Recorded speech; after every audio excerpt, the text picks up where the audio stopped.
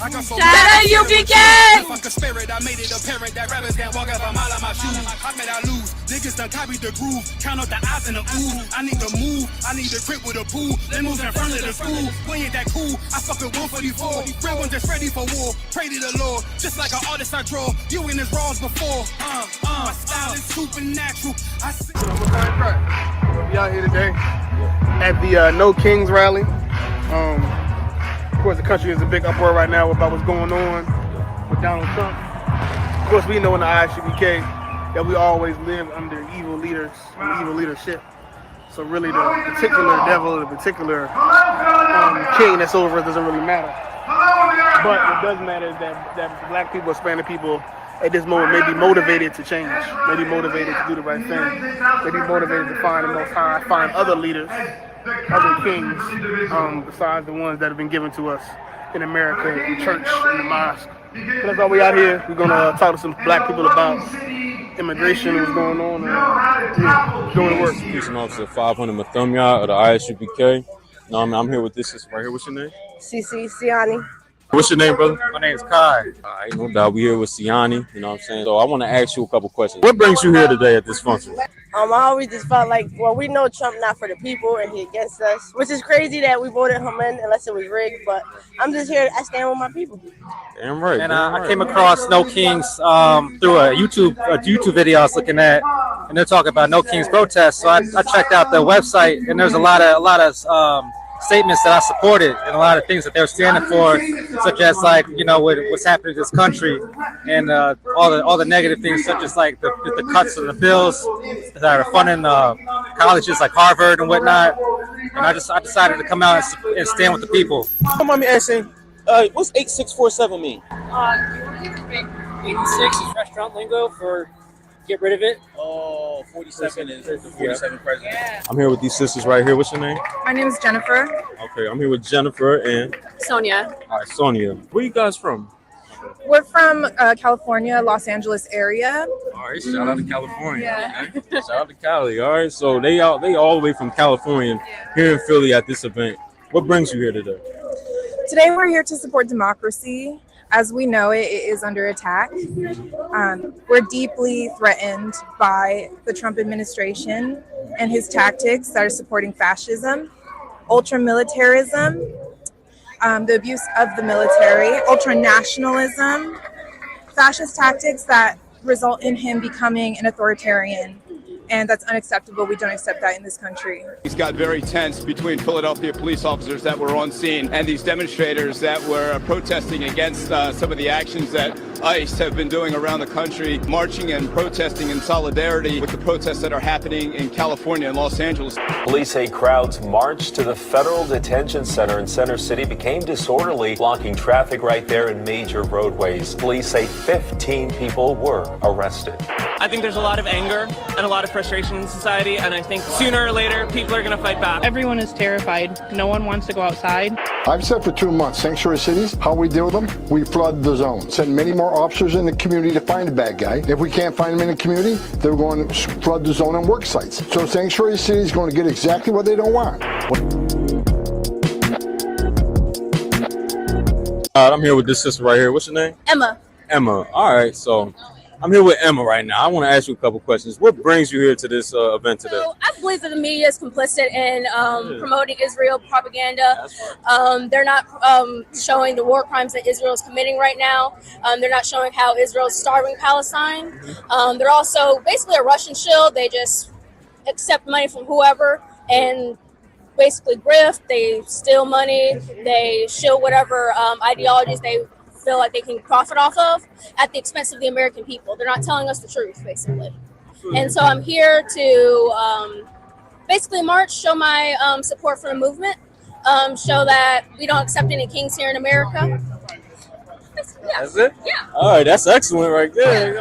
I know there's a lot of segregation and division amongst our people, but it all comes down to being human. And I feel like, you know, we all are different shades of color, and if we can constantly are up against each other, we're not going to get anywhere. Yeah, okay, man. Thank you for your time. What's your name? Crystal. Crystal, nice to meet you. Jennifer. Nice to meet you, Jennifer. Go ahead. Go ahead. Mucho gusto, Jorge. So I'm a first generation American, so I'm Mexican American. My parents were born in Mexico. You know, they risked their lives to come over here, give us everything. They came here with nothing and gave us a great life. So I feel like it's, you know, a repay. Like I'm repaying them back for everything that they did for me. Coming out here and fighting for them and making sure they know that. Ariana. Alani. Alana. Mucho gusto. Okay, so first question is, why are you guys here? What are you guys doing? I'm here for like multiple reasons. I believe that America is a democracy. I believe we don't have no kings. I believe it's free Palestine. I believe that immigrants should be allowed here. I believe that police shouldn't kill, and I believe that we have the right to speak. We have the right to use our voice. Anti-ICE protests spread from city to city. ICE is preparing to deploy its special response teams to multiple Democrat-run cities, including Philadelphia. I'm John. All right, I'm with this brother John, right? I want to ask him a couple questions, right? So what brings you here today at this function?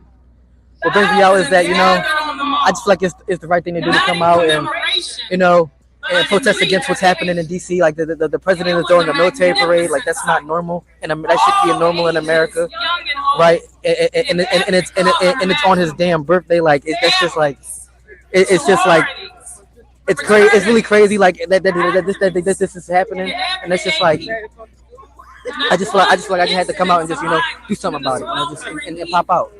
And being from California right now, I'm seeing the news from all my friends back home. They're being affected. Like ICE is literally parked in front of one of my old best friend's houses right now. They're like around all the Home Depots, all of like the local restaurants I used to go to when I was younger.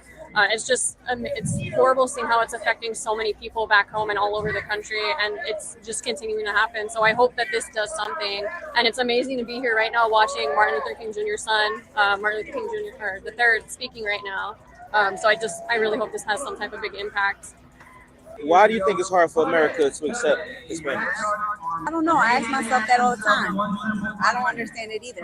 And let's not get it twisted. This is an ethnic cleansing in the beginning.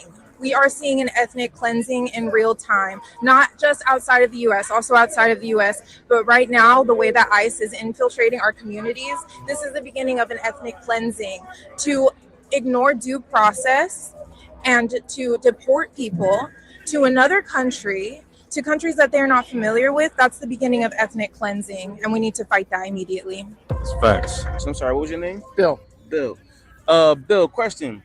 Why do you think in 2025 it's so hard for America to accept Hispanics? You know, I suspect that people they're afraid that they're losing something that they always felt comfortable with. They think that there's not going to be a place for them the way there used to be. So they have to accommodate more people from more different countries, different colors, different creeds. Somehow they fear they'll get displaced. And they won't, in a sense, you know, sort of occupy the position they used to. That's my sense of things. Right. Just a guess. Right. Well, I mean, it's a good answer. I guess probably just because like they're different from the majority, not even the majority anymore, but the plurality, I guess. And people don't really like things that are different. Nice to meet you, Kiara. So question, why do you think it's so hard for Americans to accept Hispanics? I think it's just because any type of culture that isn't like white, I think it's just harder for them because it's not just Spanish. I think that's just who we're like really putting energy into right now. But I don't think that's like consistent because like every few years it seems like it's a different type of nationality that we seem to, because once it was the Muslims, then people of color. So it just changes as time develops. We just pick and choose someone different each time, it seems. So if you're not white and male, then you're just not going to have a good time, sadly. Honestly, it's just anything that's different, they're going to feel some type of way about it. Just understanding what politics can do to a nation of people, man, you know, and recognizing that people have been impacted, blindsided. They've been blindsided by this guy. A good friend of mine lost her job, you know what I mean, solely based on some of the stuff he was saying. Another one of my friends, her husband got deported, you know what I mean, and they voted for him. You know, so a lot of stuff was hit close to home, man, and that's all. People just didn't recognize it. You know what I mean, how important politics is. So I guess I'm here to start sharing what I know in the word, man. So, why do you think it's so hard for America to accept Hispanics? I just everything comes with racism. They accept Hispanics, white Hispanics. They be all around with the blonde hair and blue eyes. Even I'm Puerto Rican. There's Puerto Ricans that got light skin and blue eyes. They accept them. Cubans, the majority of Cubans voted for Trump in Florida. They accept the lighter tone. Everything has to do with color in America. Everything has to do with race. Just like there's immigrants, they're white immigrants. They're not going against them. No, they're coming in the neighborhoods like in North Philadelphia. There's ICE driving up and down where my mom lives at, because that's predominantly Hispanic neighborhood. They're not coming they just don't like color, because they're coming against the black immigrants and Hispanic immigrants. I feel like we're a group that accepts everyone and helps everyone, and we're loving. I'm not sure why. Can you tell me why? So not too long ago, it was a train called the Death Train, and they would catch the train and ride the train up to America, Hispanics, and they was dying on this train. Thousands continue to make the perilous trip across Central America to the US. Many cling dangerously to the roof of a network of trains better known as the Beast, in the hope of forging a better life. Claire Rush and our colleagues at France 2 Television have this report. Along the tracks of a commercial train station, dozens of Central Americans run to secure a place in the freight car. The train could depart at any moment, so quickness is of the essence while climbing atop. A family with 3 children and a baby prepares to board. Are you scared? So let me ask you think it's a correlation between black people in the Underground Railroad and Hispanics coming from South and Central America to America? Monica. Nice to meet you, Monica. Where are you from? Philly. I guess there's some parallels. I can't say it's exactly the same, because it's not like we're, having a little Underground Railroad like before, where we're like sneaking people. Yeah, it's a shame that they have to come hidden like that. We're just trying to escape, or I should say because I've been fortunate enough that I didn't have to live through that. But yeah, they have to come in Spanish it's called escondido, and I can't figure out. It's like hiding, like sneaky way, So yeah, I see a big correlation between. I would say yes. I mean, I think I've never thought about that. That's a beautiful correlation to make. Absolutely. I mean, the bringing of people to a place where they feel that they will be safe, where they feel that they can make a life for themselves and start building the way that our white counterparts were able to build for centuries before us. Absolutely akin to the Underground Railroad. Thank you. Oh, did you want to answer? I mean, I also have never thought of it that way before as well. So it's awesome hearing that question. Like my sign says, I serve for freedom, not fascism. Right. So of course, everybody coming over from Mexico, El Salvador, all those different places, they came for freedom to have a new life and be safe somewhere else. And them getting sent back is just horrible. So I think that is a great comparison. You seen the correlation between the Underground Railroad and Hispanics coming to America? Yeah, I do. Every time, and it's sad because watching the tyrant tell us to put a big wall over Mexico, straight up close the whole border. That's kind of sad to see. Like I know that one of the biggest concerns for all politicians was the drug trafficking and human trafficking. Yeah, but that happens through all cultures. Right. So for him to try to pinpoint, Spanish or say they do it more than anybody else, it's kind of a theory. You can't prove it. Yeah, race is you can't prove that they do more than anybody else. So, if that's the best way I could look at it, I feel like, yeah, man, we all here the same way, man. I appreciate you. Anytime, man. Anytime. So for you, do you see any correlation between the Underground Railroad and the Hispanics leaving from their countries to come to America to find away from oppression? Of course we do. There's cartels that kill innocent civilians over there, that take advantage of innocent populations. They use people for ransom over there. They try to get free labor. They use them as drug mules. So, of course, there's a correlation between people in the Underground Railroad being used as slaves and then having to flee from oppression, and Hispanics having to flee from the oppression of their false political state, which is, of course, the Sinaloa cartels and things like that. They should have every right to fight for their freedom just as much as we do, and they should be able to, as long, of course they work really hard to get here. Right. The process is incredibly hard, but they pay taxes. They do their work. They put in their effort. They're not what Trump says, that they just suck off the American government. Right. They do their work. They build our buildings. They are very good people, and we should respect them. I'm here with this brother right here. What's your name, brother? Ed Green. Ed Green. All right. So I want to ask you a Question: you see a correlation between the Underground Railroad and what the Spanish going through to escape their oppression to get into America? You see a correlation between the two? I have not thought of that. I wouldn't agree with that. Okay, I wouldn't agree with that. There's people trying to escape oppression all over the world. There always has been, and we're still doing it right here and all that.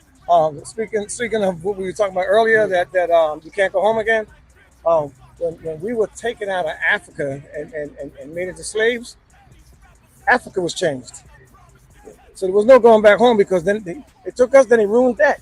So oppression is forever. It's always been. There's always been those on top trying to keep those on the bottom. You can't have a top without the bottom. It's all intentional. So as far as that goes, there's a semblance of people on the bottom trying to get under somebody's out from under somebody's foot. The greatest thing that was done to us is the fact that any other race can actually say, at least I'm not black. In India, in Mexico, because what did them in, the people that are fighting this immigration thing, was their proximity to whiteness. Because at one time, Italians weren't white, Jews weren't white, Greeks weren't white, but they came into the fold when they realized that they needed the number to support their supremacy. Right, exactly. And that's what it was. That's all it is. So those Mexicans that got deported or voted for him and whatnot, it was their proximity to that whiteness that brought them into voting for him and whatnot, because at the end of the day, at least I'm not black. All right, the next question, like, I don't know if you see on social media where black people are, against standing with the Mexicans during their immigration crisis right now, and them being taken away by ICE and breaking families up. What do you feel about that, on black people's stance on not standing with Mexicans? So I've not seen that on social media, but I know that there are ignorant white people, ignorant black people, ignorant Mexicans. I know some people that voted for this sucker that are probably now on a plane somewhere, on the prison somewhere. So I'm not going to expound on black people doing that. I'm gonna agree that ignorant people are doing that, and some of them voted for them. So people are against these immigration policies are just people who know nothing, but of whatever color they might be. Oh, okay. Seeing the immigration problem, the immigration crisis, especially on the West Coast and everything like that, you know what I'm saying? What do you say to black people that do not want to help the Hispanics during this time that they're going through right now, with all the families being separated by ICE and the protests and they being dehumanized and everything like that? What do you say to black people that don't want to help them in this time? I would say that I completely understand where black people, like especially where black people are coming from, like who don't want to help. I see where they're coming from. However, I just don't think you can never convince me the right thing to do is to not like say nothing or speak up or not speak up or not help out or not say this is wrong. You'll never convince me that's not the right thing to do. Right, the right thing to do will always be to speak up against evil. That's always the right thing to do, no matter what, no matter how you feel about. I just feel like that's just the right thing to do, no matter what. Facts. You know what? All my life, man, what I learned is that we all been here together for the longest time, man. And it's almost the same thing as us coming from Africa or Spanish people coming here from Puerto Rico or Dominican Republic. They all have people come here all the time. And just because it might take longer to get a legal visa or get your license doesn't mean that they can rush and try to deport you or take us away from the process of becoming a citizen here. So I feel like, black people, we supported, to recognize that he targeted people, different cultures the way he did. To watch him target people and follow through has been scary, man. And I like you said, I support the Spanish communities, man. They going through it too, heavily. And like I said, they want them, as far as I know, they want a majority of the Republicans want a majority of the Spanish vote. So we literally watching the backstabbing happen right in our faces, and that's the first infamous backstabbing. I mean, I understand we were brought here by boat, but we still have to fight for other minorities as well, because it could just easily be us as well. They could be fighting Hispanics right now, and then they just turn the gun to us. They can put the temple right into our heads as well. So right now, the target might be Hispanics, but in 5 seconds, it could just be us. They can put us in prison. They can enslave us again. They can find new ways to make us the free labor, like throw us in prison, use us as free labor. It could just easily be us. We have to stand up for our aunties and our poppies. So they're just as hardworking people, Right. and they support us. Of course, there might be a little bit of colorism in the Hispanic people population. We got to address that. But aside from that, vast majority of Hispanic people stand with us. We should stand with them as well. Damn right. Hey, you want to say something, sir? That make Omaha different from New York are just incidental. The problem exists because white people think they're better than black people, and they want to oppress us, and they want us to allow ourselves to be oppressed. This is I agree with you perfectly. This is the basic problem. Then what do you that white talk to me people about? think they're better What's it than that I can others? do? I can't solve the problem. You guys pull the strings that close schools. You guys draw the boundaries that keep our kids restricted to the ghetto.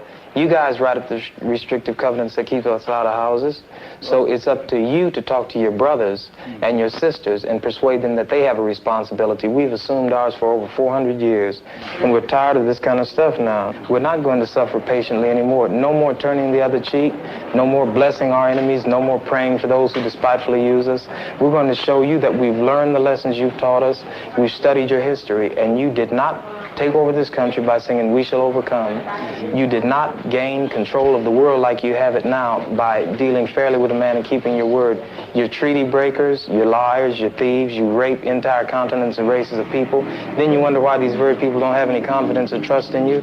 Your religion means nothing. Your law is a farce, and we see it every day. You demonstrated it in Alabama. And I can say you because you're part of the whole system.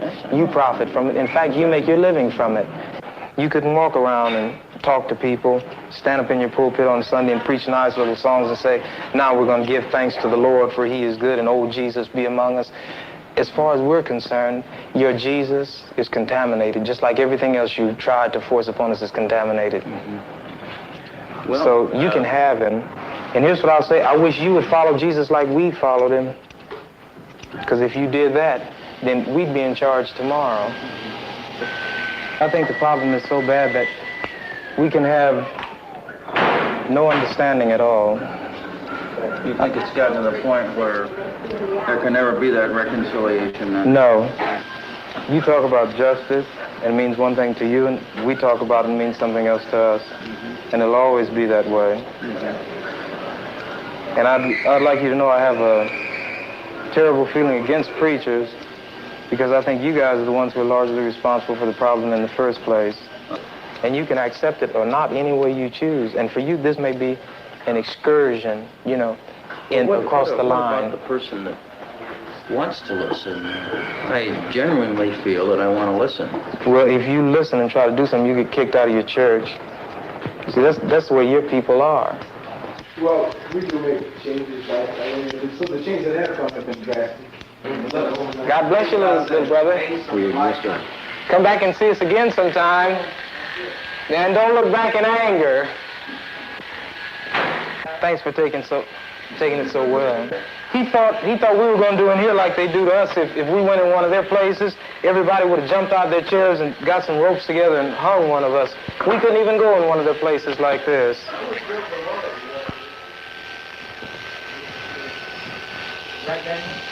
Yeah. Which is the bigger threat to American democracy and the Constitution? A Vietnamese mother suckling her child, or a white racist governor in Alabama who says, in so many words, to hell with the Constitution and Johnson and everything else? Which is the greater threat to democracy? This is true, but these people have a kind of self-deception. They believe, they've circulated these myths so long that they've begun to believe them. And once you believe them, as they say, if you define a situation as being real, it will be real in its consequences. And this is just what's happened. They've come to actually believe this. And any evidence to the contrary, he's the exception. But the fact is, all the people who do struggle hard, they accumulate a down payment, they do want something better for themselves and for their kids, and they hope that their neighbors will be the same kind of people that they are. A black man fights for the white man, not for himself.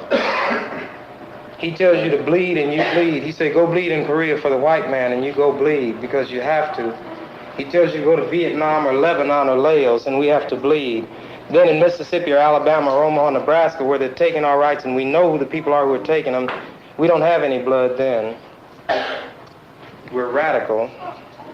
Just because we want to get the rights that we fight overseas for so the white man can have. We fight over there to defend his women and children and defend his land from attack.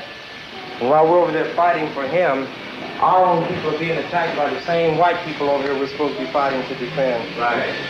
Everybody's got something to fight for, right? You got the rights that you fought for. Do you feel that? Do you say, Sergeant? And I got out. Do you feel that you're living under those rights now? Why should he go over there and fight the Vietnamese? They've done nothing to him. Working right in this own country, he can go places and he can't even get in a hotel. I mean, and he can drive in a place and might not even be able to get gas if the people don't look at your license plate and see where you're from. That's what he was talking about. Have you ever been in Hawaii? Yeah. What do you think about you? They're black as you are, and I am, right? Yeah. Okay then. What a bottle of beer cost you? 80 cents, don't it? Will they speak to you? Because they got long, pretty hair. No, that's not what the white men got there and contaminated them. You can't go to places in Japan, man. And you know what? You know why? The American white men. Yeah, but the Japanese gonna keep you out of it. Why? But look, man, let me say this now. Even if you go some other over there and they mistreat you, well, you can't feel too bad, but that's not your home. But when you come to your own home and mistreated, then you really feel mistreated. This is my home here. And if it's being a fight, we should fight here. Amen. Right. You know what I mean? Why go over there and fight? Have you ever been turned away from a hotel by a Vietnamese, by a Chinese, a Japanese, a Korean, a Lebanese? How about a white man? Yeah. Then if we should fight the man who's hurting us, and the white man is one, and he lives in this country.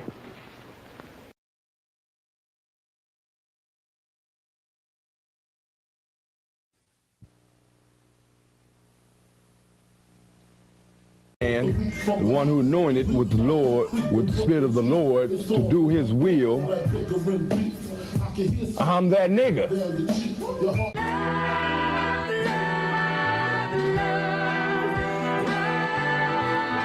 One West, 125th Street. Look, y'all put y'all faith in presidents like they gon' change this country. Run the league and let y'all play cause y'all gon' make a money. Fuck Obama, he ain't come here on cargo slave ship. What the fuck he do for blacks in his administration? I'm waiting, patient like a saint. Black, Hispanic, Native, they hate your ass the same. Paint Christ in their image, paint you as a slave. God ain't all love, scriptures say hate. African soul niggas, they know we not the same. School to prison pipeline to get you off the streets. Put you in the cell toilet connected to the sink. Molested as a kid, she prostituted as a teen. The byproduct of Martin Luther King dream. They just took the yoke off, my nigga, we ain't free. We living bleak in these wastelands of poverty. If you don't know the truth, then the lies sound promising. Prophecy, gift and the curse. Dylan started killing, they was sitting in church. Black folk forgave him, man, this shit is absurd. You should never love your enemy, that shit ain't gon' work. Yeah, fuck dying on your knees, you better die in glory. Man, I joined the UPK, taught me the art of warring. I took a nigga life like mine to be recognized. I feel that pain every day, it can't be reconciled. Pops banging, my sister a prostitute. My brother got life, and somehow I still found the truth. War ready, no cowards, no excuse. Fuck reparations, you can't bandage no open wounds. Blood on the leaves, body swing hung from a noose. I was on a run in Nashville and I found the truth. I called the school, classes being held by the shock on my life. I want to be a gangster like a cop. Do this for my brothers, real brotherhood. Everything we do, we got it out this book. My nigga, I can never be no African. UPK the only authorized acronym. I'm passionate about my brothers and sisters.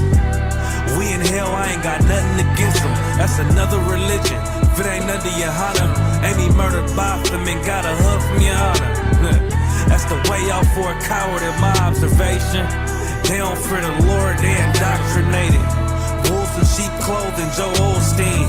Real priests bringing back black royalty. One West on my headpiece, ranking order. Can't let them trick me off the streets, I gotta raise my daughter. I got brothers at the border ducking ICE agents. I got the name change, it was life changing.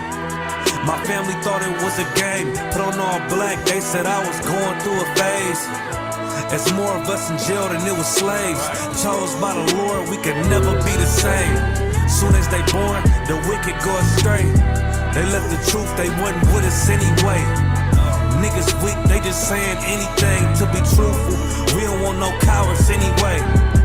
Look, coronavirus, that's a plague. You don't get too much sleep when you waking up the dead. First camp, I cut off all my dreads. I took an oath when that oil hit my head. Niggas capping like they lids. I'm a priest, I never stick no fork in no pig. I was dead till I found out how to live. This brotherhood taught me how to be a man. I came back to my roots, I had to dig. A couple gaps I had to bridge. I got a rib, I'm married to this work. You wanna serve the Lord, he ain't in the Christian church. Came back to my roots, I had to dig. A couple gaps I had to bridge. I got a rib, I'm married to this work.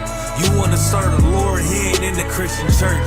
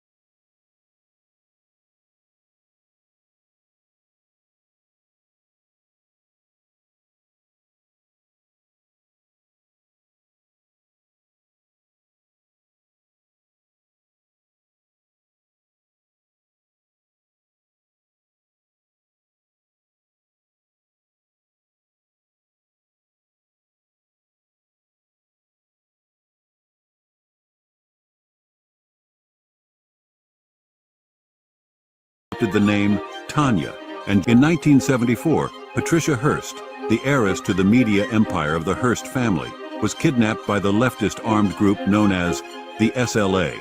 2 months later, Patricia adopted the name Tanya and joined the ranks of the SLA, participating in bank robberies. She declared herself a member of the SLA, armed herself, and even posed for photographs. After the FBI's armed confrontation with the SLA, Patricia was arrested following her year-and-a-half-long fugitive period. She faced charges of armed robbery and terrorism.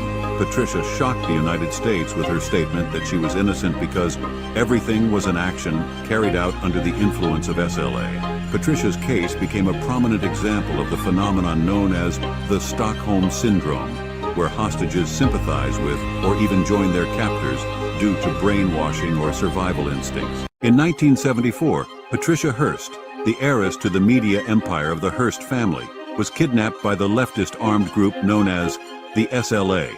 2 months later, Patricia adopted the name Tanya and joined the ranks of the SLA, participating in bank robberies. She declared herself a member of the SLA, armed herself, and even posed for photographs.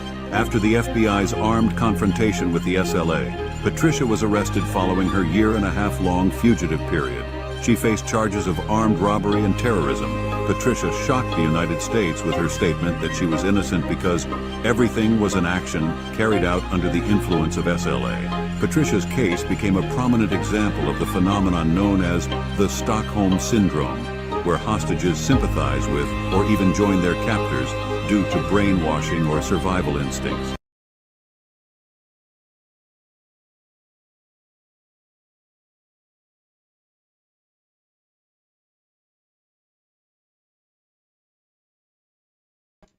There you go.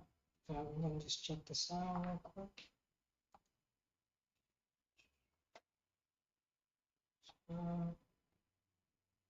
Anybody, let me get a 1 in the chat if you can hear me, a 1 in the chat.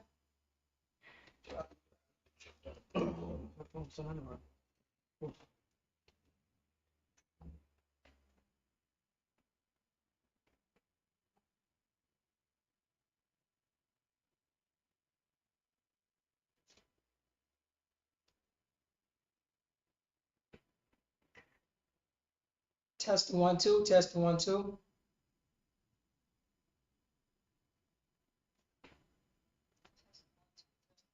Here we go. All right. Hold on. Shalom, Yahweh Shem Yahshua to the brothers. Shalom, Yahweh Shemar Thamba Shem Yahshua to the sisters. I'm preaching officer Paratazar. I know Cal Yonkers, New York. This is the ISUPK, the Israelite School of University of Practical Knowledge. Start off from 1 West 125th Street, Harlem, New York, under Commander Junior Honor. Since 1969, we've been teaching the so-called blacks, Hispanics, and Native American Indians. They are God's chosen people according to the Holy Bible. Let's clap it up for the Most High and our power. Once again, since 1969, we've been teaching so-called blacks, Hispanics, and Native American Indians, the 12 tribes of Israel, you know what I'm saying, about brotherhood and sisterhood. Let's clap it up.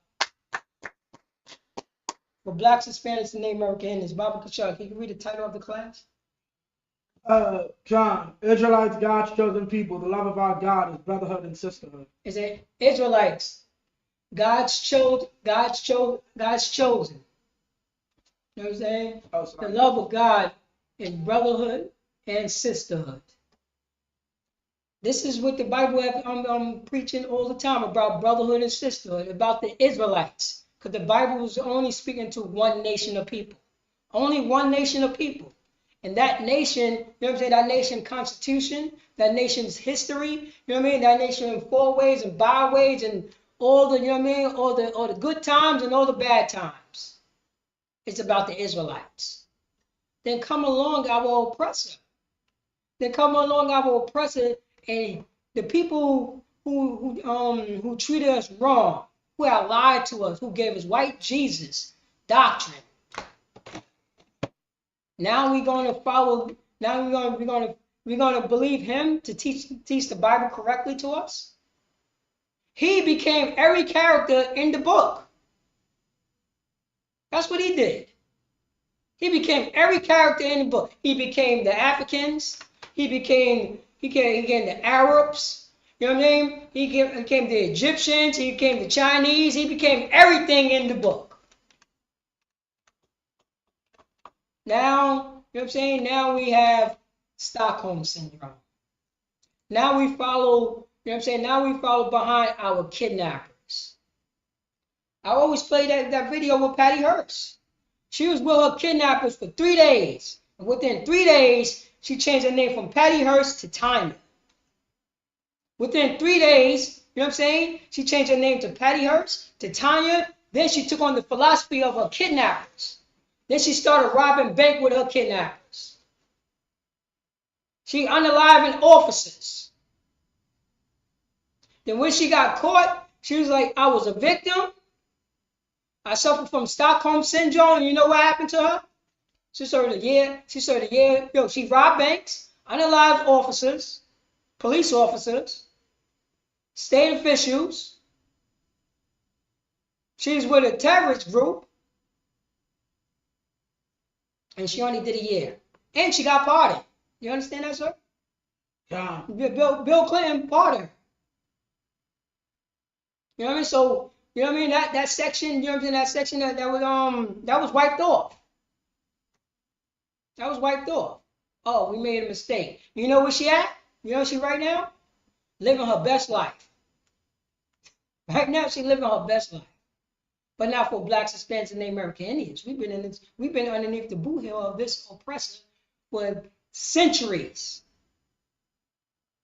Now we took on everything what this oppressor says. We read the Bible like a white man. We read the Bible like a white woman. We read the Bible like our enemies. Salaki Baba Kashar. You see here, right there. Go to Deuteronomy. See here. Make sure I ain't finished. I think Deuteronomy. Deuteronomy 14:2. Baba Kashar. Deuteronomy chapter 14, verse 2. The blacks, Hispanics, and Native American Indians, you know what I'm saying? Our oppressors say that's the Old Testament. We're not allowed to read. Now they forcing us, you know what I mean? Now they've been beating us so much that we speak like our oppressors. We teach the Bible like our oppressors. We're doing exactly the same thing. Remember, you have to get beat down first. Then You know what I'm saying? Then you get beat down by our oppressors first. God loves everybody. The Old Testament is done away with, and all that crazy mess. You have to take on the philosophy of your oppressor first. Then you read the Bible. Then he teach you the Bible. He already before he even showed you the Bible, he already showed you that Jesus Christ is right. Yeah. You get indoctrinated first, then you say Jesus is God. Then you just read with your Stockholm Syndrome in the book. That's what happens. Baba Gishar, can you read that? This is Deuteronomy 14:2. For thou art an holy people unto the Most High thy power, and the Most High hath chosen thee to be a peculiar people unto himself, above all the nations that are upon the earth. So right here, it said right here, and somebody told us not to read Deuteronomy.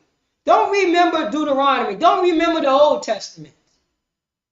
Oh man, the Lord, you know what I'm saying? The Lord knows better than us. Because we're going to follow the philosophy of our oppressor.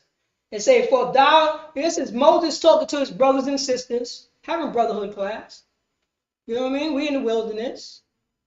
You know, we in the wilderness, and we going over, just came out, you know what I mean? We came out of slavery. We got Stockholm Syndrome because a couple of us want to go back. We want to go back to the Egyptians. You know what I'm saying? We want to build, we have went off so much that we said that this idol brought us out of Egypt. You know what I'm saying? You know what I'm saying? This white Jesus brought us out of Egypt. That's what happened to us.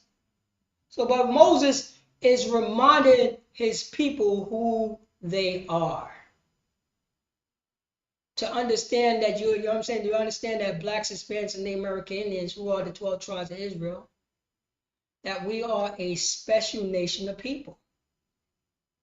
We have to go back into our own history. We got to go back into our archives. We got to remember, you know what I'm saying? A Levite brother, a so-called Haitian of today, is sitting down with his people and teaching his kind.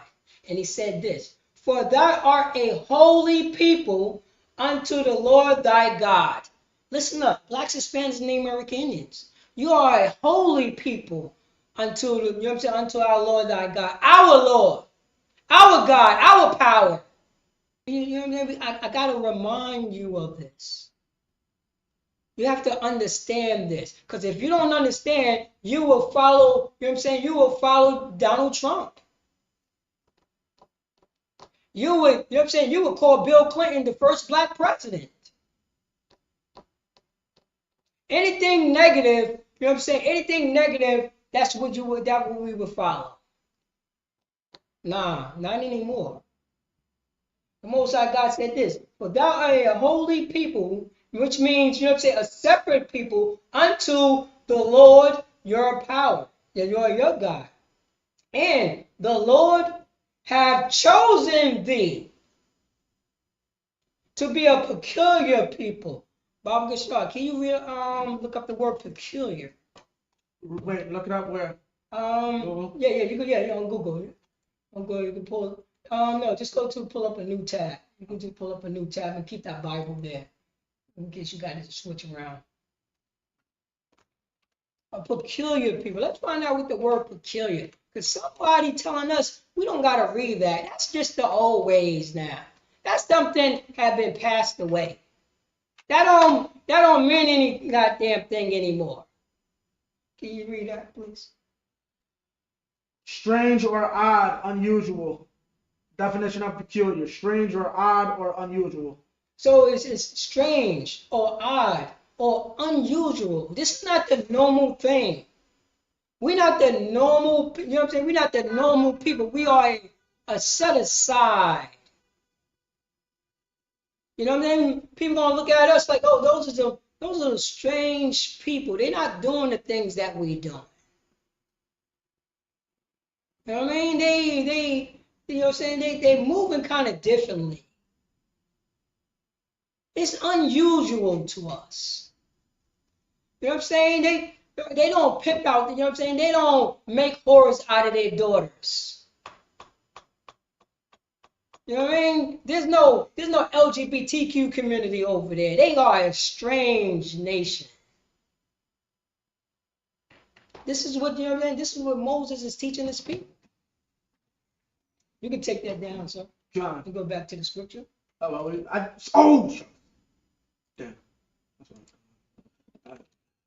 Right? Yeah, Deuteronomy, you got it? 14:2. So it said, for thou art a holy people unto the Lord thy God, and the Lord thy God had chosen thee, Israelites, to be a unique people. A unique people. A peculiar people unto himself. Above all the nations that are upon the earth. Why did somebody told us not to read that? I guess God changed, huh? White Jesus told us not to, you know what I'm saying? The white Jesus told us don't read the Old Testament, but this is what it says about the Israelites. Who are the Israelites are today? People think the Israelites is Donald Trump, Joe Biden, Hillary Clinton, Tom Hanks. Those are the Israelites. That's what my slave master told me what the Israelites was. Those people that's in Israel right now. Those people from Hungary. From, you know what I mean? From what is them other those European nations that they had over there, like from Germany. Those are Europeans right there, and don't let them tell you different.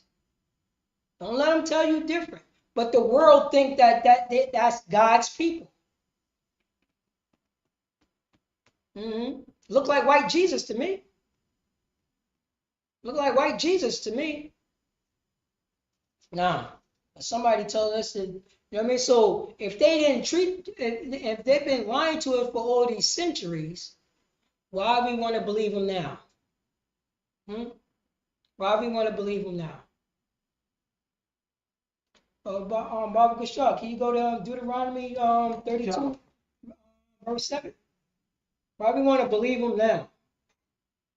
Why we want to do these things now? Deuteronomy 32 and 7. Let's go to Deuteronomy chapter 32, verse 7. Yeah. 32. Yeah, verse. So you got to scroll down, sir. Yeah, kind of. Slowly. Say, can you read that, Baba Gashar? Deuteronomy 32 and 7. Remember the days of old. Just remember, somebody told us that the Old Testament is done away with. Somebody told us that. But here in Deuteronomy, why is Deuteronomy is saying this right here? Because the Lord knows better than us. The Lord knows it's gonna be a nation of people that are gonna run game on you. You know what I'm saying? You're gonna run into the game. Gonna be so. You know what I mean? The lie gonna be so organized, because that's what it is, sir. Organized lie. And you've been, you know what I'm saying? And we've been in captivity so long, their lie became our truth. But in this scripture right here, can you read it now? Deuteronomy 32 and 7. Remember the days of old. Consider the years of many generations. So it says, remember the days of old. Consider the years of many generations. We ain't supposed to remember the past. That's what that holy nation of people. That's what the Bible says about that holy nation of people, the 12 tribes of Israel, to remember the days of old. Consider many generations. That's only talking to one nation of people. Now, if anybody can become an Israelite, this is what they're pushing. What, you know what I'm saying? What if a Chinese want to believe in our Bible, and it became, you know what I'm saying, and God's love everybody, and everybody can get to have salvation. What is the days of old for them? Do they got the same days of old as the Israelites? It said, consider many generations. Somebody told you don't remember the days of old. Slavery is so, you know what I mean? That was in the past. Get over it. Jim Crow, that was in the past. Get over it. 100 years of just lynching. Oh no, just get over it. Colonial, go ahead, sir. So, how is that possible today? Well, meaning, like, how is it possible for you to say that today in 2025 with everything that's going on the earth?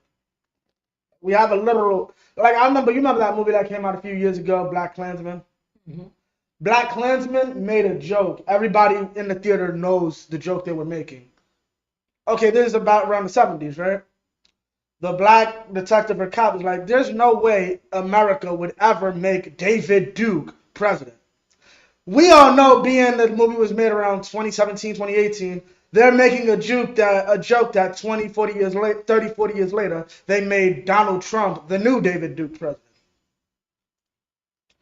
So my thing about it is, how can y'all really say all that, still say all that post-racial? Obama, I can understand why the generals went through what they went through, because what was propagated to us on television. But what's propagated to us on television makes you think we still in a post-racial society? Yes. Yes. Because you gotta realize how craftiness that our oppressor is. Crafty. Then you have, you know what I'm saying? Remember, you got brothers and sisters, you know what I'm saying? I don't want to rock the boat. Get along, you know what I'm saying? Go along to get along. I don't want, you know what I mean? I want to be in my bubble. You know, they were saying the same things in the 1940s. You know, they were saying the same thing in the 1950s, right? The same thing in the 1960s. Remember, they say it's 1990. I thought we got over this for the Rodney King thing. You know that's what they were saying in the 1990s. What they said about the brother that was on with the police officer, the recent which one? The popular one that everybody the one that happened was it like a few years ago, when he said I can't breathe and he's screaming out for his mother? George Floyd. Yeah, George Floyd. But it was post-racial, right? Yeah. Right. What happened? What happened to all this? It's all the same thing, because our oppressor love to oppress. Our oppressor don't want to admit his wrongdoings. Our oppressor broke. How are you going to believe a person who broke all the treaties and pushed the native, you know what I'm saying, the indigenous population to a goddamn corner? We're going to become your government. You know that, you know what I'm saying? Even though they're on the reservation, you know that's an illusion, right? Because there's nobody really protecting them from them. Right. You see what I'm saying? On the indigenous reservation, who's protecting you from America? Right. Really. If they, you know what I'm saying, when they decide to run that pipeline through your land, what happened? Right. What happened? Anybody? Say that again. This is what happened. Where is your protection at? It's just the illusion. You know what I'm saying? We've been beaten down so much. Now we took on our, you know what I'm saying? Now we believe into the lie. Even though we have documentation that this person have been lying to us for centuries. This is the reason why the Bible says remember the days of old. He don't want us to remember the days of old. Even Elon Musk said, if you keep on talking about it, we're not going to get over it. About slavery. That's what he says. If we are not going, This is a white South African. He gets no prime cut to him. This is a white South African. We know how they think. The Swedes and the birds they oh man. And he's going to tell African Americans, just stop talking about it. Just stop talking about it. This is what, you know what I'm saying? This is what our oppressor always, you know what I'm saying, do. And we're going to follow behind him because we love white Jesus so much. We don't want to fight anymore. But it says right here, it says, remember the days of old, consider many generations. Consider all the generations behind you. Don't you consider the generations of Jesus Christ?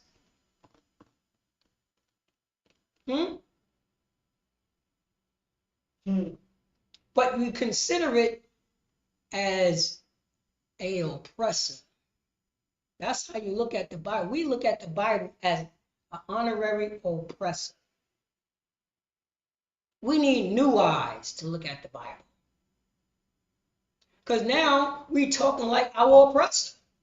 They taught us the Bible. You know what I'm saying? An unhealthy nation of people. Unhealthy. You know what I mean? We'll beat you down. We'll beat you down into powder. Then they say, let's have peace. Why they on top? You ever notice that? Our oppressor only look for peace when he's on top. When he already crushed everybody in sight. Right. The words of General Yohana, if it was only a white man and a black man left on earth, the white man's going to cripple the black man. Oh yeah. Oh yeah. If they was fighting they was fighting a tiger. Yeah. It's like basically like it's me and you. Like we have to work together to survive. The white man's gonna shake his head and break your leg. Yeah. Well, that's how to make you dependent on him for the rest of survival. Yeah, that's what they did. That's what they did for Thanksgiving. That's what they did for Thanksgiving. So it says it right here. It says Deuteronomy chapter 32 verse 7. Remember the days of old. Consider the years of many generations. Ask thy father, and he will show thee. We got to ask our father. When the last time you went to your father and you asked him about what is you know what I'm saying? What is our history? What our nation's history? Who are we, Daddy? Father, who are we? Mother, who are we? This is what's happening, Blacks, Hispanics, and Americans. Our oppressor is teaching us about our own history. This is what's going on. This is what's happening right now in 2025. Then, you know what I'm saying? Then we're going to start joining our oppressor, fighting our oppressors. You know what I'm saying? For your Ernie Chambers. You know what I'm saying? We spilled lots of blood for, you know what I'm saying, Donald Trump, Hillary Clinton, Joe Biden, Barack Obama. We spent George Washington, Abraham Lincoln. We spend so much blood. But when it's time for us to fight for ourselves, we don't got no more blood, huh? When it's time to be selfish, we don't have anything, huh? When it's time to look out for ourselves, Blacks, Hispanics, and Native Americans, we make excuses. We make excuses, huh? This is what's happening. Now we're talking like, you know what I'm saying, our oppressor. Now we're talking like a true white American. So it said, remember the days of old, consider many generations, ask thy father, and he will show thee. He will show us. Thy elders, and they will tell thee. Tell us about what? Deuteronomy 14:2. Holy nation of people. A peculiar, unique nation of people. Somebody not ordinary nation of people. We'll be above all people upon the face of the earth. We gotta read that. We gotta read that. But somebody told us not to. Somebody told us not to do it. Our oppressor. Our oppressor that I've did that to us. All day and every day. That's what happened. That's what happened right there. And we're gonna follow suit. All right? We're gonna follow everything about what our oppressor says. Just remember the, you know what I'm saying, the title of this class. Remember the title of this class, Blacks, Hispanics, and Native American Indians. It says, Israelites, God's chosen. The love of our God is brotherhood and sisterhood. We got to come back to know how to love our God, our power. Not everybody's power, our power. That's what it says in Deuteronomy. That's what we read it on the paper. We read that right there in Deuteronomy 14:2. We are a holy nation of people unto the Most High, our power, our God. Not everybody's God. The 12 tribes of Israel's God. The so-called Mexicans' God. The so-called Venezuelans' God. The so-called African Americans' God. The so-called, you know what I'm saying, North American Indians' God. The so-called Dominicans' God. Those names I'm good. That's why I say so-called, because who named us these names, huh? Our oppressor. Our oppressor there, and then we ran along. Ran along. It's a lot of what you do now. Just bring that, just bring that down. Oh.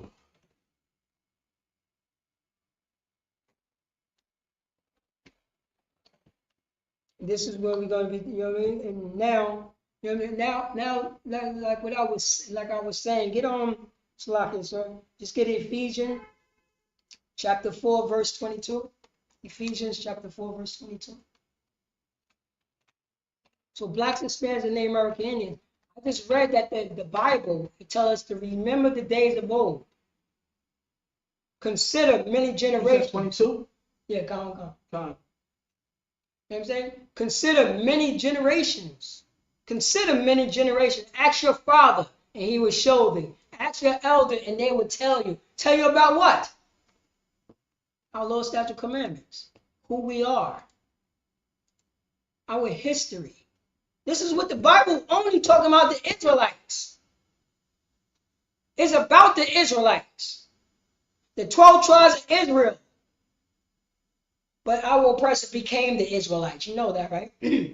Our oppressor became everywhere with Donald Trump's people go, they become that. Look at Elon Musk. Elon Musk is the South African.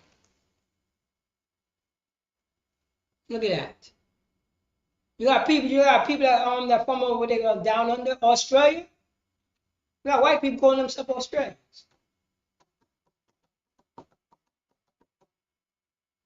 Anything that they touch, they steal. They're known for stealing every goddamn thing. Everything. Music. They would steal that. That's their job. That's what they do. These funny style of this is so bad. This is how bad and deceitful that this country is. This country is built on lying to people with language. Lying to people with language. You know what I'm saying? In the Constitution, you're allowed to deceive the people who sign, who write a contract. And people were like, yo, you know what I'm saying? Well, you signed the contract. Like, what?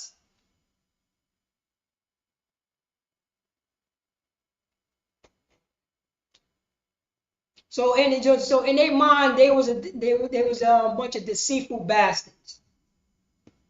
But they come through with these smooth words, right? No, we have to change this. Bob Gashar, can you use this, click on this arrow right here. Which one? This arrow, yeah, click on that arrow and use this one right here. Which? This one right, yeah, use that one. Yeah, use that. No, the other one, yeah, that one right. So when I look at it, and go back to the Bible, go back to the Bible. Okay. And just go on the top and just press the what's the name? Press the no, go up right here. Press this up into that line because I can't see it. Yeah, just keep on pressing it when it hit the line, when it hit this line. There you go, right there. So I'll be able to see it.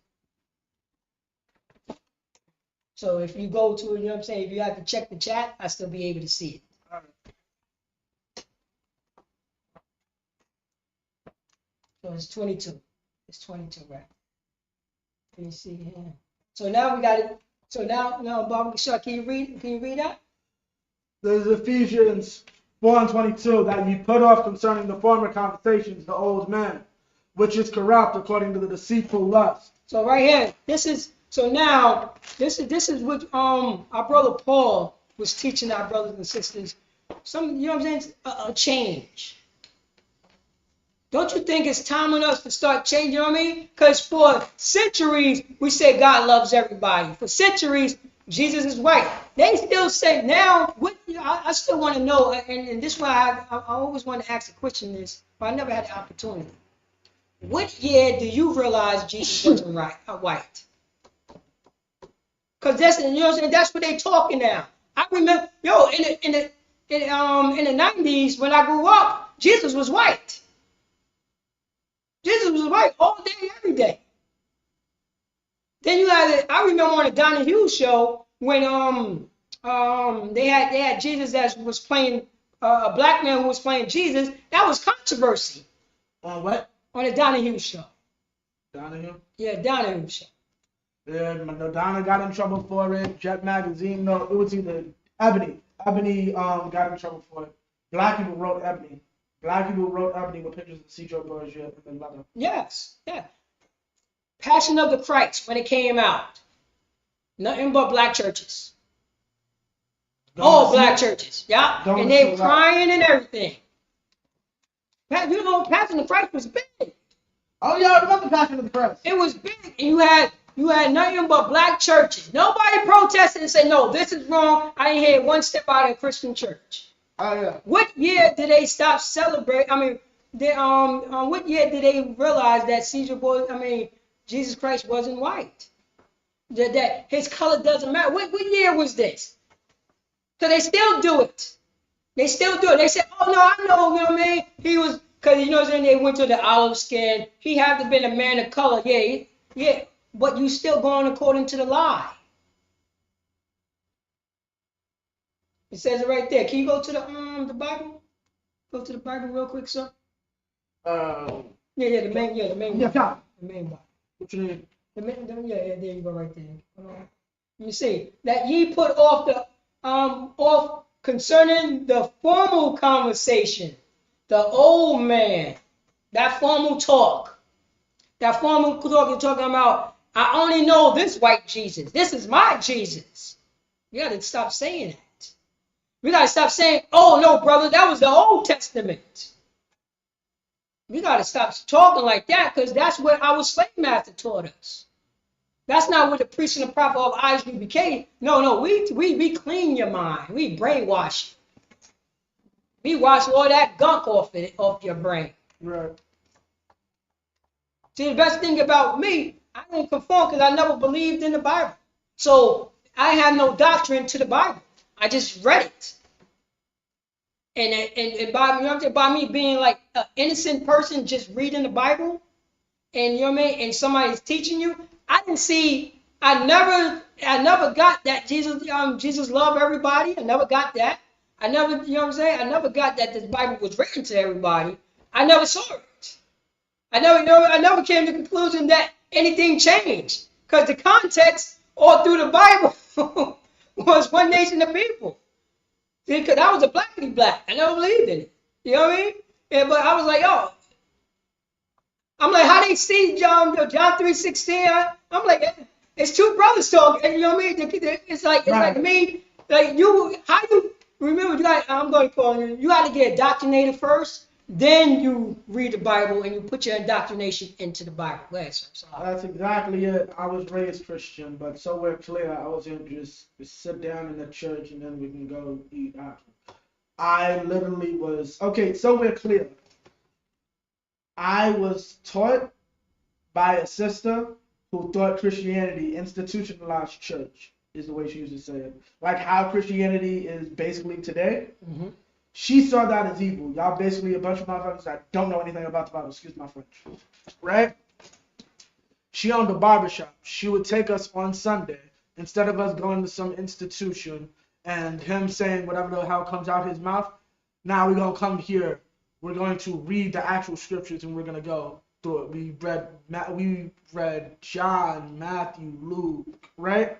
The reason I say it like that is because I had that, what's it called? But going into what you said at the end, like you have to be indoctrinated. Do you know there's an order for reading the Bible according to Christianity?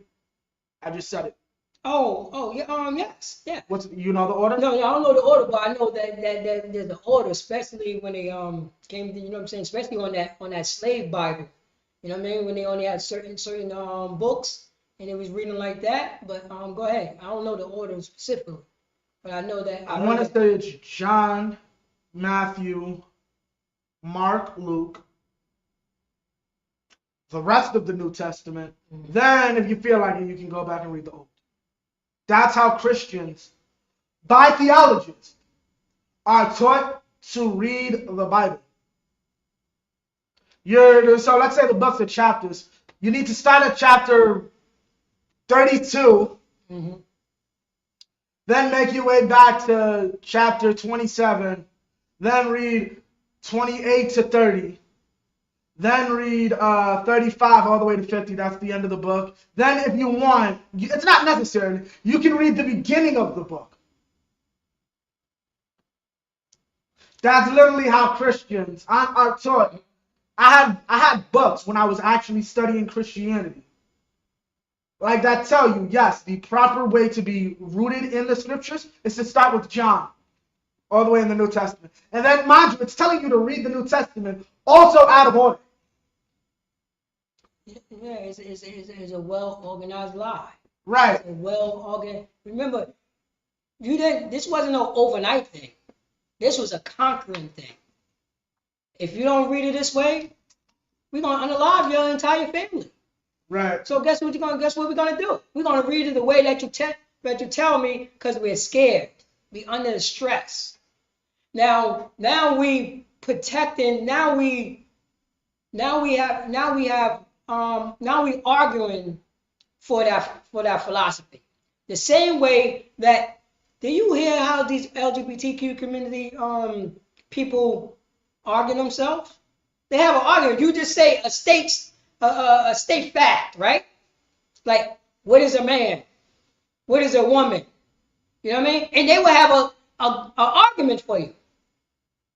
You know what I mean? They will have an argument in their mind. They think they're saying something correct. Same thing with Christianity. That and it's on automatic pilot. Go ahead, sir. So okay, I'm getting two things. One is that John's first, or another that's Matthew's first. But altogether, it's the same thing. They literally tell you to read the whole thing out of order. And I was gonna say, like when I was coming back in and seeing the truth, I was saying the same thing. Like once I was introduced to the fact that these are our ancestors, it's like a lot of. There's certain verses that you do need to be taught, but for the most part, Christianity don't make sense. Like it really doesn't. Like Isaiah the 7th chapter. No, I'm sorry. 2nd Psalms the 7th chapter completely destroys the Virgin Mary birth. Mm-hmm. Your son will sit on the throne forever. If that's the Son of God, then God's a liar. Yeah.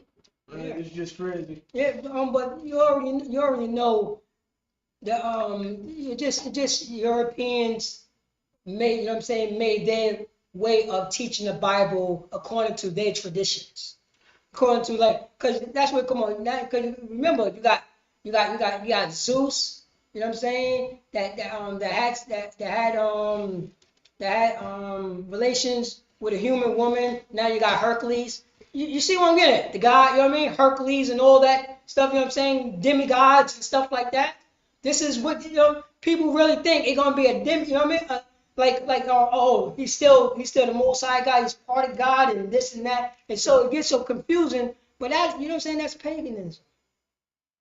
That's somebody else's philosophy. But when you read the Bible, you know what I'm saying, instantly, you're not gonna get that. You're never gonna get that. Another reason is because if you were to do it properly, you'd actually see that a lot of it is bullshit, BS. Yeah.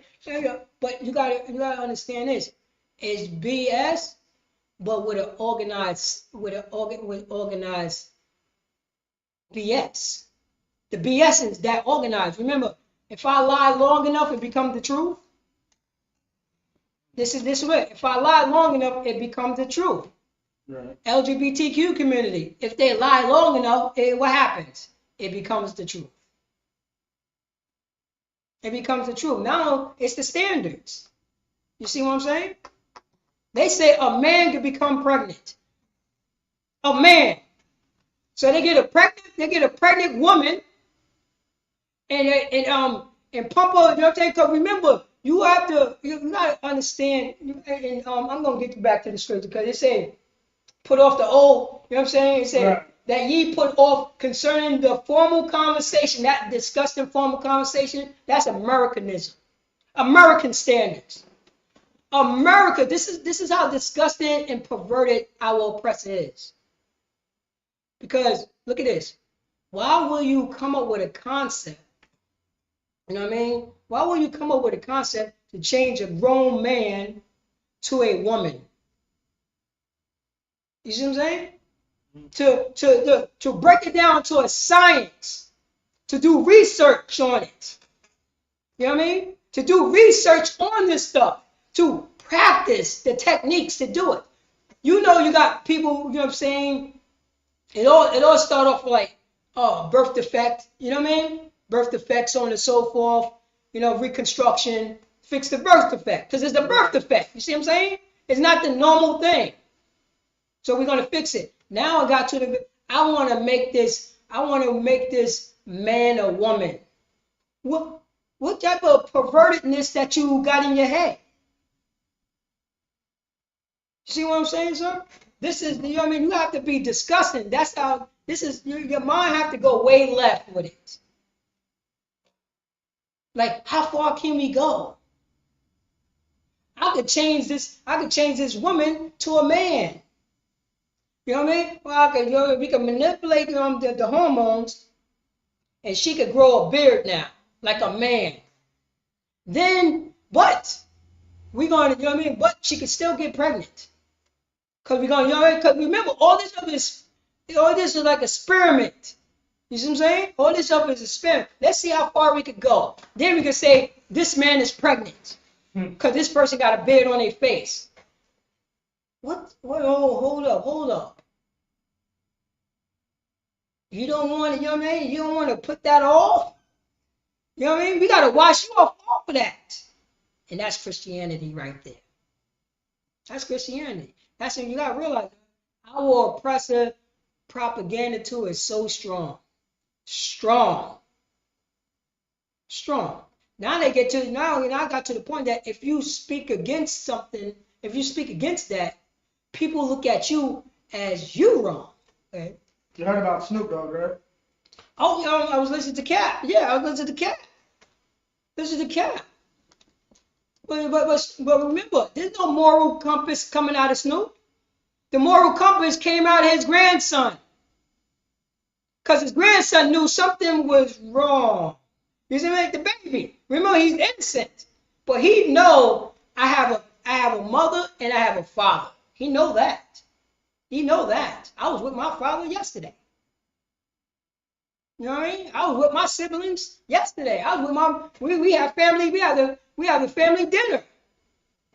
The family dinner. My moms and pops, Snoop's wife, the kids. He's not allowed, you know what I mean? He wasn't ready for that. There's no morality coming out of that.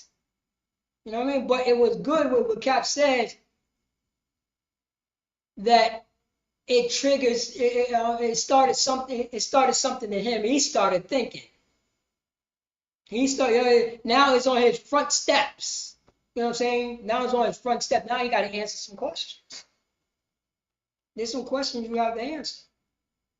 But if you don't, you know what I mean? If you didn't start him off at the beginning, if he knew about the Bible, he would never have this conversation.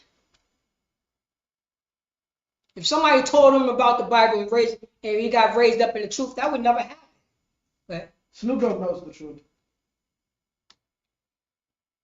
There's a video on YouTube, very famous, of him battle rapping Santa Claus. Guess who his character is supposed to be? What? Moses. Snoop Dogg knows the truth. He got him a gun down and all that. Snoop Dogg knows the truth. This is right when he just turned Rasta. Remember, Rastas know their issue. Mm-hmm. He knows full well. He should have had a bring Kim speaking in the movie theater. You know what? You know what it is? It's like Christianity. You know what I mean? They know it, but they don't practice it. You know what I'm saying? Like they know it, but they're like, I don't want to ruffle no feathers, which means that I want to keep on doing my lust. Because a few minutes ago, you had 2 women. It ain't no fun if my homies can't have none. Right?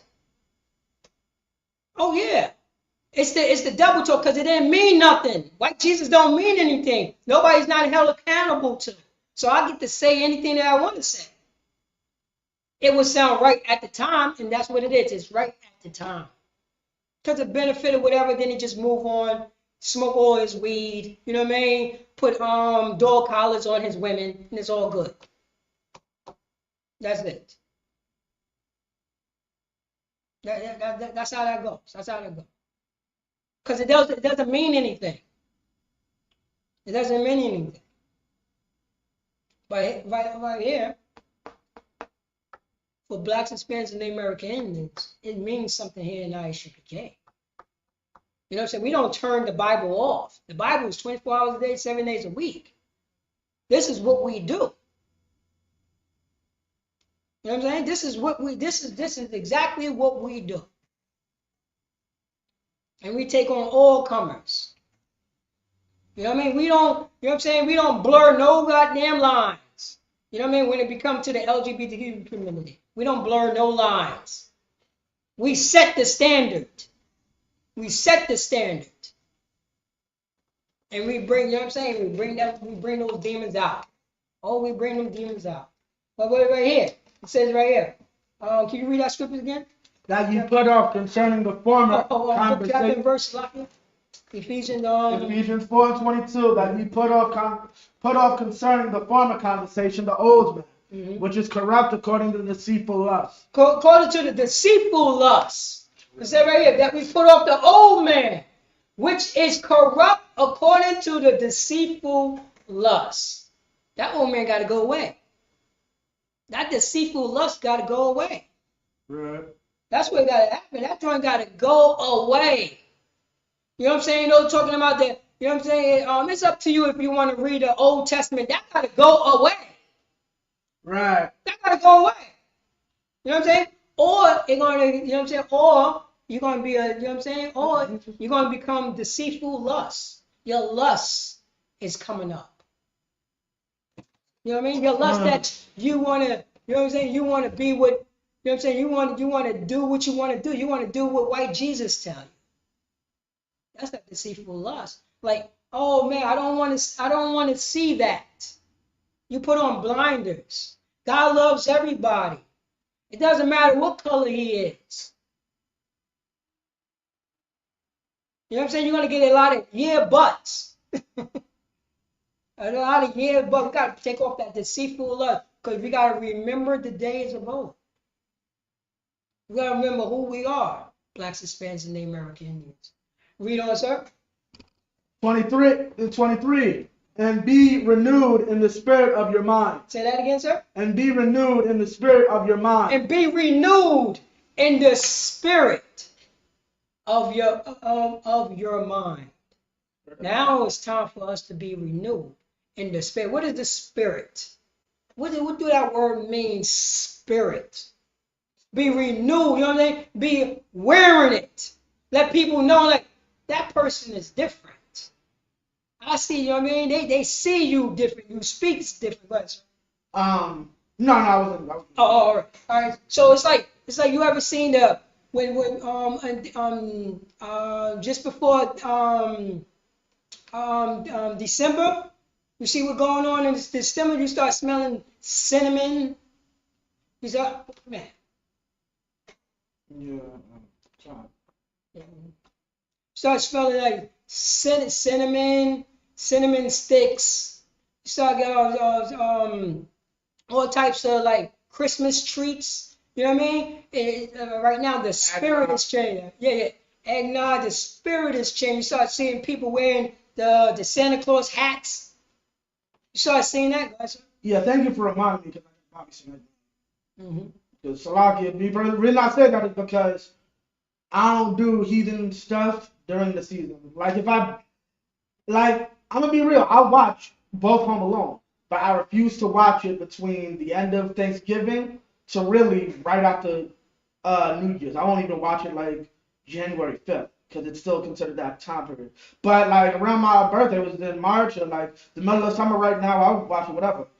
Same thing with eggnog. I won't do it. What's called? You won't see me eating turkey until Thanksgiving's over. The whole month of November, there will be no turkey eaten by me. Oh. Like that's what that means. That's what that's talking about by putting off the former conversation in the former man and not returning to your vomit. I won't even want to, or mainly, eschewing evil. Like you don't even want to be associated with it. So I'm gonna leave it there. You can officially eat imitation crab as long as there's no official crab. But what's the point in that?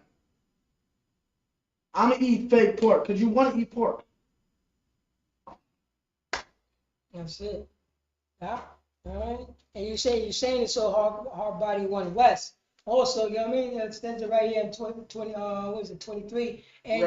And be renewed in the spirit of your mind. That's what it means. Be renewed in the spirit of your mind. When did Christianity became renewed in the spirit of your mind? When did your grandmother, you know what I'm saying, or your grandfather, or you know what I'm saying, or your local church, you know what I mean, or you know what I'm saying, or your pastor, they saying exactly the same thing. They never been renewed. You know what I'm saying? You got women. You got women teaching congregations. You got women. You know what I'm saying? You got the I guess you call it the watchtower. Them people or whatever. Jehovah's Witnesses. Jehovah's Witnesses. They got women out there on the front line. Christianity. That's Christianity 101. Right. Martin Luther King put babies, children, and women on the front line.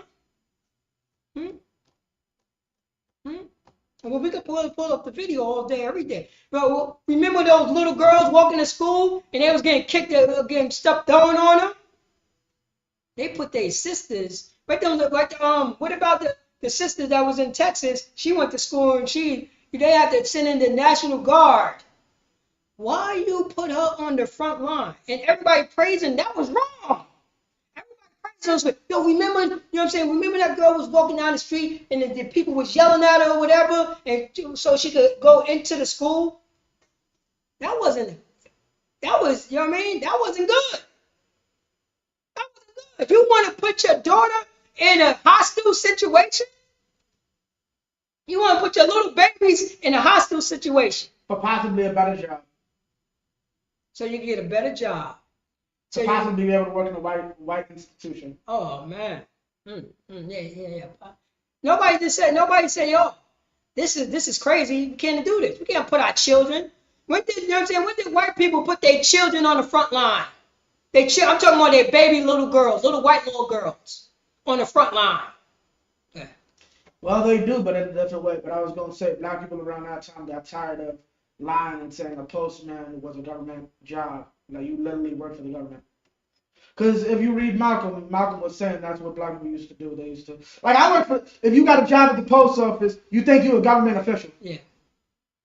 Like, they got tired of lying now. They're lying now. So if we get send our kids to white schools, they can actually maybe work as a clerk in a court. Yeah, yeah. And we still having the same old stupid conversation. That right, you know what I mean? And that's so disgusting to me. You know, when we're gonna put that off? We gotta change that spirit. That's that Christianity. That was Christianity, creme of the creme Christianity right there. Put your little kids on the front line. We didn't see. You know what they say. Oh, it was white protesters too. Why those white protesters didn't have their little girls and little boys out on those marches? You never saw them? What? Sadly, they do them. Sadly, they do them. When in the 60s? No, I'm not talking. Well, you gotta understand, they don't give a damn about our problems, but devils will easily put children on their front lines.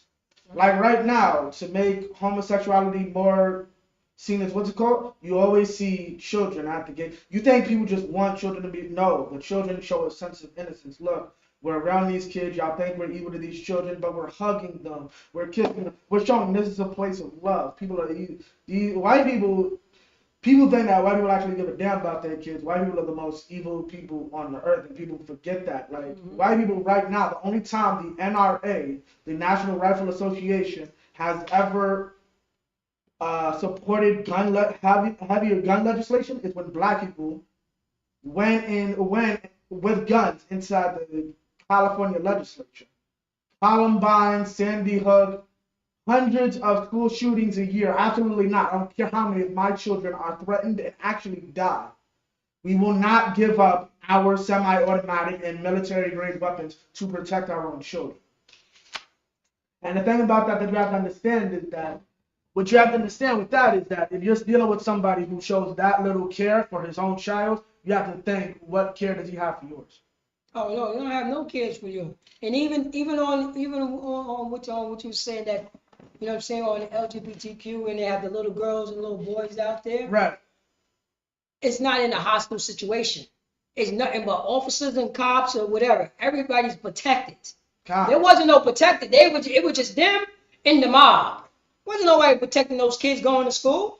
But I'm saying, like, in the school. But if I may understand, the danger is different. I may have some. I'd rather be hit up in the head with a billy club than my father bring me around a parade of pedophiles.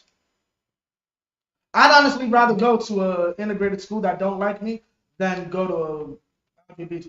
Who knows what can happen to you in that goddamn thing? Yeah. On both sides. On both sides. Right. Both sides. But what's it called? The evil that's in front of. They always say the evil that's in front of your face is less dangerous than the evil that's behind your back. Mm-hmm. And with the homosexuality, and the thing about it is that when you put on that old man is this bastard spirit, the spirit that will say, "I'll bring my child around a march of homosexuals." Yes. So that you'll say, "I'll bring my child around a group of racists. I'll bring my child to a theater that teaches two women can have a baby or two women could kiss." Yeah. Right? And that's why we have to take off this old spirit, because this old spirit's not our spirit. It's a spirit of deceitful lust. These bastards think bringing their child to an LGBTQ rally is cool. And the funny thing is, I have a homosexual relative. She got in trouble with her mother because she tried to bring her little sister to one. I remember that she was mentioning that years ago. They're all older than me. These are people who are raised like my aunts and all that. She said, "Yeah, I tried to bring your aunt to one of the marches back in the day. Your grandmother was living." Like, why? Because she understands you're not going to have you're already infected for whatever the goddamn reason. You're not going to infect your little sister with a deceitful lust. Yeah, with the deceitful love. Ain't no renewing, you know what I'm saying? Renewing of the spirit. Right. And that's what we need. People know your spirit have been renewed, because you look totally different now. You know what I mean? Oh, everything that happened in the past, you look different. You speak different. You know what I'm saying? You're looking, you following the Bible. You know what I'm saying? You're doing the things what the Bible says. You know what I mean? There's no fence over here. There's no playing the fence. You know what I'm saying? You realize, you understand, like, not only you not only you saying Jesus wasn't white, you fighting against people who said it's not about color. Yeah, go ahead. And one thing I found very funny about this scripture is that when you start at 21. Oh yeah, you go up because I was going to do it too. Like that's really a cut for breaking the law. And then to make matters worse, 24 makes it worse when it says after God is created in righteousness and true holiness, true separation. Yeah. Wherefore putting away lying, speak every man truth with his neighbor, for we are members one of another.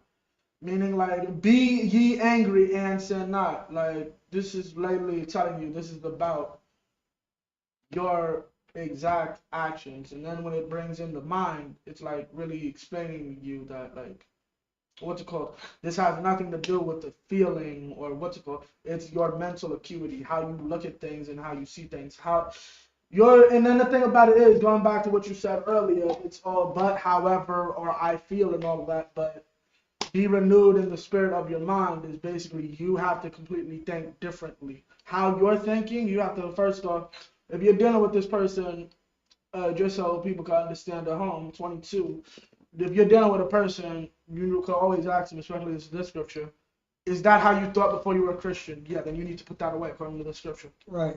Any thought process that comes from your old life has to be taken out. And that's in the Bible. Christ said that himself out of his own mouth. You can't pour old wine in new bottles.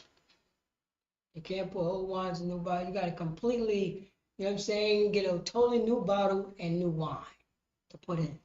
Right. That's exactly what happened. And that's what Christianity, you know what I'm saying, our brothers and sisters, you know what I'm saying, blacks, Hispanics, and the Americans, they think right now, you know what I mean? They have the old bottle and a little bit of new wine. That's what it is. They just have a little bit of new wine. That's what. Slide, I didn't mean to cut you off. I was just gonna say that's Snoop. Snoop. Okay, officially, holy shit, it's Bob Marley. Yeah, turn Rasta.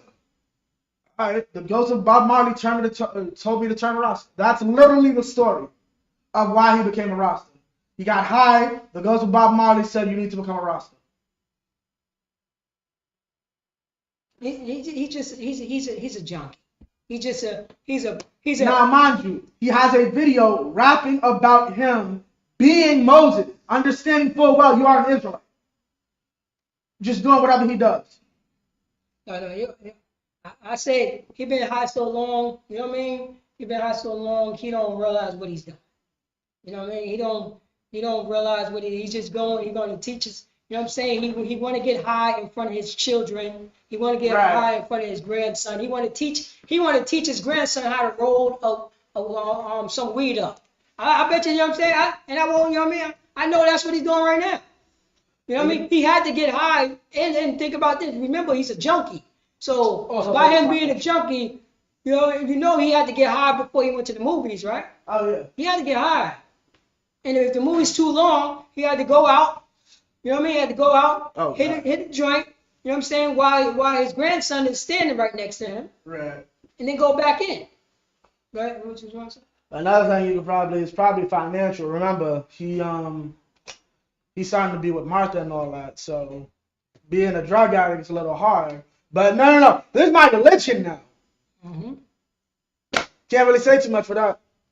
Oh, not that. Remember, our oppressor legalized it anyway. So now it's in the chewies, candy. It's all good now. It's all good now. Well, not federally. Be an addict. Be an addict. That's what. Remember, America is never going to stop the drugs from coming in and out the Americas. It was always like that. You know, it's going to be that. But this is what we have to remember. You know what I'm saying? We have to remember this. And be renewed in the spirit of your mind. And that's what we have to do. Blacks, Hispanics, and the Americans.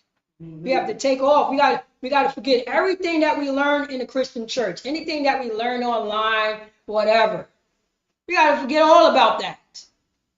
And it's going to be hard. Because you got to realize, you didn't get brainwashed. You know what I'm saying? You didn't get brainwashed in 2 days. You got brainwashed in 400, you know what I mean, 400 years. You know what I mean? For you to get in this position, You know what I mean? There's no more, you know what I'm saying? You don't have black people saying, oh, that's some white stuff.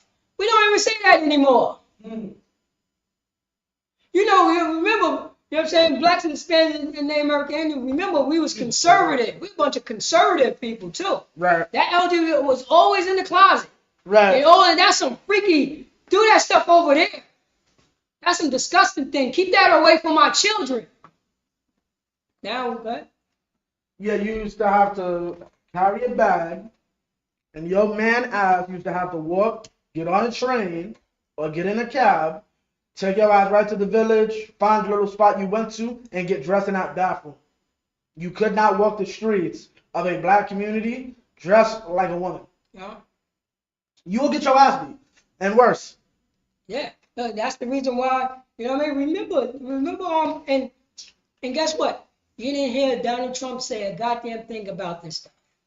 He's not doing anything about the LGBT. You know what I'm saying? And talking about don't teach the kids this and hormone. You know what I'm saying? All the hormone stuff or whatever. Nah, he ain't going deep the way that he went in deep. How he did ISIS. He completely, you know, a blitz went out. Well, kicking people's doors down, he ain't kicking the insurance companies, the doctors who doing it, he ain't kicking their doors down. You know what I mean? He ain't doing none of that. You ain't see no doctors and doctors who perform tests like this. He banned it, and he also made it. He also he put two genders. That was literally day one. He signed it. There's only male and female. There's no such thing as transgender. Yeah. Then he rolled back everything federally that was for transgenders. He put it back. Like basically, any page that said Happy Transgender Day, get that the fuck off a White House page, or get that with the federal government. I don't care what you do with your asshole. Yeah, but it's still public. It's gone. Huh? No, it's gone. No. It's gone. It's not. What I'm saying is, he's not. You know what I mean? There's no. Because you ain't seen no backlash. You know what I'm saying? Oh yeah, there's plenty of backlash. I don't see anything. I see that he's still promoted, still in the movies. It's No, still no, doing well- this. Your children are still doing this. Your children are still doing that. You Well, still if got I the may, a parades. lot of companies. You still got the parades. What's it called? He can't stop the parades. He could never stop the parades because. But he could speak against it. The And same he way. has. No, not the way that he was speaking against those Mexicans. He ain't going He into actually deep. he has. I What's called wanna one of see his it. big I want to see it. one of his biggest selling points is I will kick homosexuals out of women's sports. That was one of the main and he eventually did it and invited this white lady, who was the biggest advocate for it against the White House. A lot of colleges was threatening to lose funding, and they had to go back and reverse a lot of the same-sex shit and transgender stuff because Donald Trump was saying, I'm going to cut off your college and have your college investigated because of that same-sex shit. He should have had it investigated. He should have threw them troops in there. No.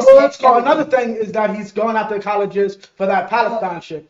Anybody who made a Jewish student feel like shit, you're going to jail, and I'm kicking you out of university, and I'm kicking you out the country too if I don't arrest you. Actually, there's a cat from Colombia. He literally just got arrested and kicked out of Columbia University for the same thing. Everybody's we hear about the ICE and the immigrants because that's what pertains to us, but he's literally fucking up everybody. I'll show. Well, I want to until I see it not in the movies no more. Oh, it's yeah. not being Well, done. It's not but you being gotta done. understand. He demonized him. He did not demonize him. He did not demonize him, man. Well, how do I say? You can't necessarily. You gotta understand. He's not technically a dictator or a tyrant. What can he do to the movies? Huh? What can he do to the movies? You can still speak against it. Still speak against it. I'm not saying right down, but you can still speak against it. Like the way that you speak against crime, the same way that you can speak against it. This is not, you know what I mean? This is not an American way. We don't do it here in America. Same thing that. And he's done worse than speak against it. He's created literal legislation to go against it. Yeah. It's plenty of legislation on the paper back in the 60s for black people, and it still wasn't exercised. But here's the thing: you see it exercised. Like What, Lena. 20 years later? No, literally, he signed that into law about. No. I'm just talking about. No, I'm saying that homosexual that beat the girl for the swimming. They took back the medal and apologized to everybody else that competed. Anybody, once he became president, anybody that was on that DEI, helping homosexuals, trannies, all that, they basically said, no, it's a dub. Because look at Joy Reid, the black bitch from MSNBC. The minute he came in office, yeah, you're fired. Anybody that Trump does not like, he doesn't have to say, I don't like them, I don't like them. It's already known. You don't like homosexual. You like conservative views. So we're not even going to wait for you to say, I don't like this. I'm just going to speak against you. I'm just going to fire you. So, like, for instance, no one said anything to Target. Target just got rid of all their black businesses. This is America. This is the American system. And also, you can't forget about Donald Trump and Club 54. What's that? Oh no, that was where the gay people was hanging out at. Club 54. Trump was there. And that's another thing. You thinking that he's actually gonna? Gay people have money. Yes. He's gonna take their money, but at the end of the day, he was known for that. He was known for hanging out with them. You know what I'm saying? It wasn't about why not? They got money. Partying. It was about partying because everybody was there. Everybody was there. Why not? They got money. Oh, he would never. No, it was about in the 80s. It was about partying. Everybody had money. Everybody everybody knew what was going down. I'm talking about now. In that club. I'm talking about now. Even now. No, he will never. No president that actually wants to be president would ever speak evil against the LGBTQ. I'm sorry, that ship has sailed. If you want to be president, it's not gonna happen. You can't, like, if you were to do something stupid as say, yeah, I'm a repeal gay marriage, you're not becoming president. He got away with it because he did not tell niggas, I'm gonna create two genders for day one, which is literally what he did. One of the first executives, do you swear to be president and do it right? Yes. Okay, yeah. Boy, girl, anything else, go to jail. He should have went the next step and did that on the gay marriage. But here's the thing. You gotta understand, like, at the end of the day, that's financial. You gotta understand. You know how much money that brings in? Because you're now allowed to get a piece of paper, you're going to spend hundreds of thousands of dollars that are now taxable on a dumbass wedding. Okay, it's about money. All right. Then you're going to spend it on a vacation. This is all taxable. This brings in economics and revenue. Oh, sorry.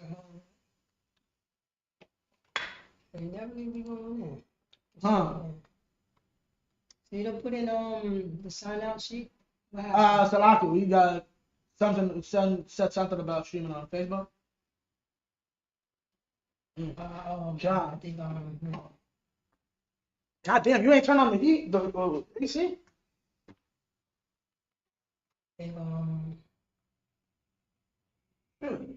That's why it was so hot. It's 81 degrees in here. It's a lot, guys. So, matter of fact, I'm probably do a part 2 to this. It's like I'm gonna do a part 2. All right. I'll let you know. I'm gonna let you know on August 31st. We got to fly over there. What is it? August 31st, 2180. No, yep. read it out. 2180 First Avenue, New York, New York. You are invited. All blacks, Hispanics, and Native Indians will be feeding everyone that comes. Everyone gets a plate. Except if you white, or Mexican, or what's it called? Asian, or African, or Malaysian, or name another here. Polynesian. Right? That's it. Yeah. So, like to say, Shalom, Yahweh Shem Yahshua, protected brothers. Shalom, Yahweh Shem the sisters. I'm Priest Officer Parataza out of NoCal, Yonkers, New York. This is the ISUPK, the Israelite School of Endurance for Practical Knowledge. Start off from 1 West 125th Street, Harlem, New York, under Commander Junior Honor. Since 1969, we've been teaching the so-called blacks, Hispanics, and Native American Indians that, you know what I'm saying? Israelite, it says it right here. Right. Israelites, God's chosen. The love of our God is brotherhood and sisterhood. With that, I'm going to say shalom. That's an interest.